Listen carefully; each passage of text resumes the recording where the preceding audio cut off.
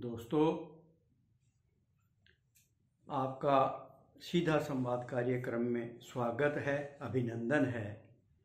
आज हम राष्ट्रीय राजनीति पर चर्चा को आगे बढ़ा रहे हैं।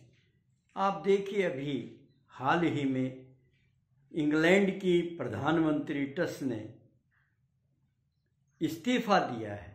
20 दिन पहले वे प्रधानमंत्री के पद पर आसीन हुई थी, लेकिन उनके कई अपने पार्टी के लोगों ने, कंजर्वेटिव पार्टी ने, इंग्लैंड की ने यह राय व्यक्त कर दी कि वे जैसी उनसे अपेक्षाएं की जा रही थी उस पर खरी नहीं उतर रही हैं, तो उन्होंने तुरंत अपने पद से इस्तीफा दे दिया।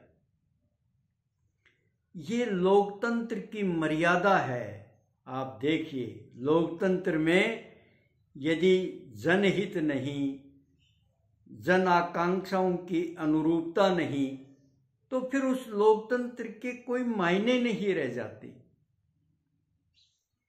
उन्होंने यानी इंग्लैंड ने कितना बड़ा आदर्श ये रखा, वहां की जनता, वहां के नेता, वहां की प्रधानमंत्री।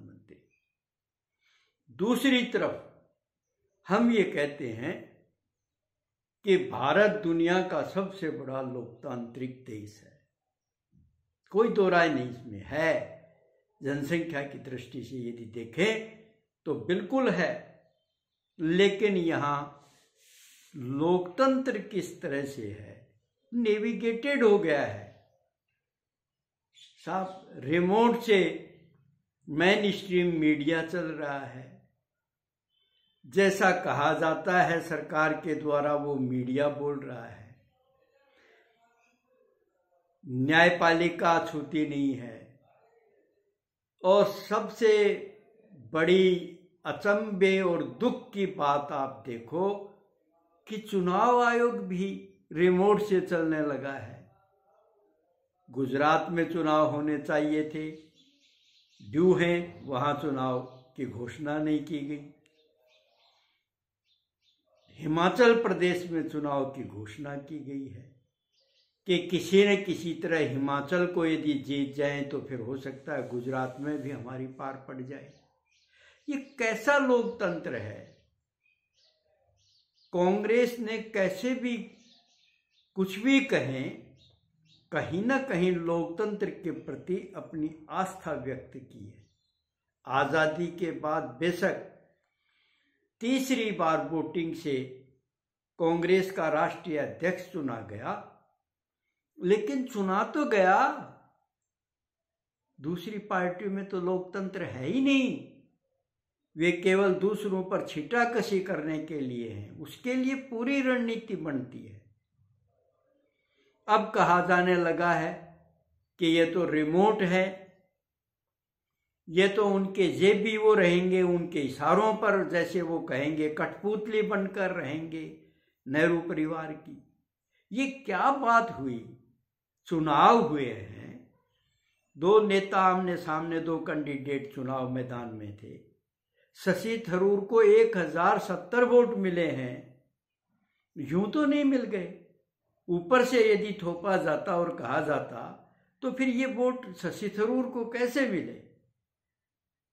लेकिन कुल मिलाकर अपने घर को देखना नहीं, दूसरे के उसमें इंटरफियर करना। अब इनका गोदी मीडिया कह रहा है कि वहां गहलोत ने जो है खड़के की फोटो गायब कर दी, वो ऐसे कर दिया, वो वैसे। ये क्या मुद्दे हैं ये राष्ट्र को चलाने के? कोई विजन भी तो होना चाहिए। 8 साल में कोई विजन नहीं है, केवल एक ही विजन है कि कौन भाजपा का विरोधी है, उसके यहाँ ईडी का छापा, उसके यहाँ आईटी का छापा, उसके यहाँ सीबीआई जांच। आखिर लोकतंत्र को कहां लेकर के जाएंगे? ये क्या हालत कर दी है इस देश की।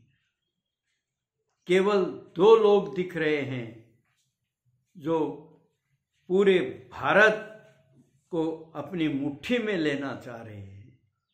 मेरे कहने की जरूरत नहीं, नाम लेने की जरूरत नहीं, आज देश का बच्चा बच्चा इस बात को जानता है।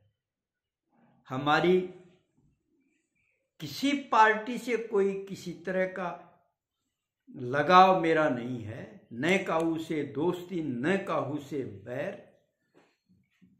खड़ा कबीरा चौक पर सबकी मांगे खैर। तो देखिए कि मैं बहुत जिम्मेदारी के साथ ये बात कह रहा हूं कि भारत का सबसे पहले एकमात्र यदि कोई धर्म है, मजहब है, तो वह उसका लोकतंत्र है।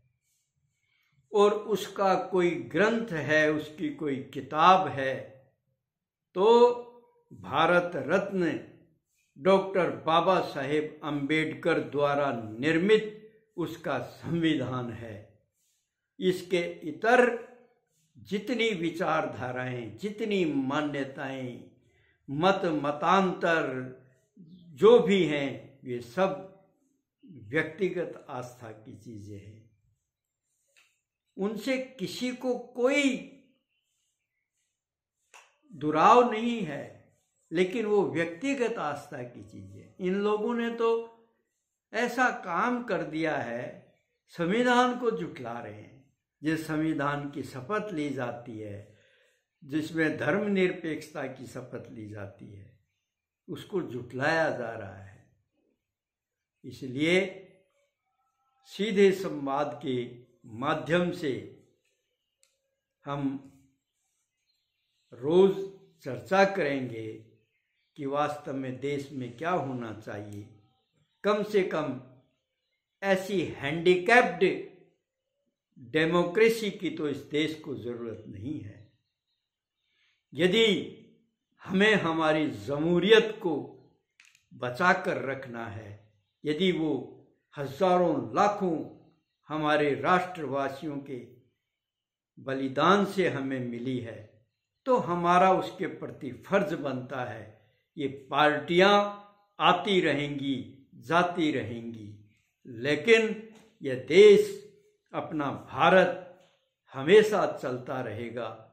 इसलिए हमें इसकी खुशहाली, इसके बुनियादी सिद्धांत और इसके प्रति आस्था को कायम रखना है, लोकतंत्र को हमें कायम रखना है। फिर हम इस सीधे संवाद के माध्यम से मिलेंगे, मिलते रहेंगे। तब तक जय हिंद, जय भारत।